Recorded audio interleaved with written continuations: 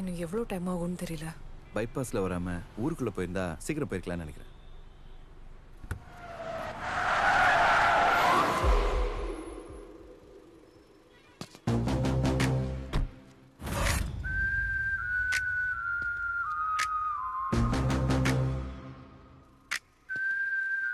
Arey, these people have no common sense. I mean, what does he think he's doing?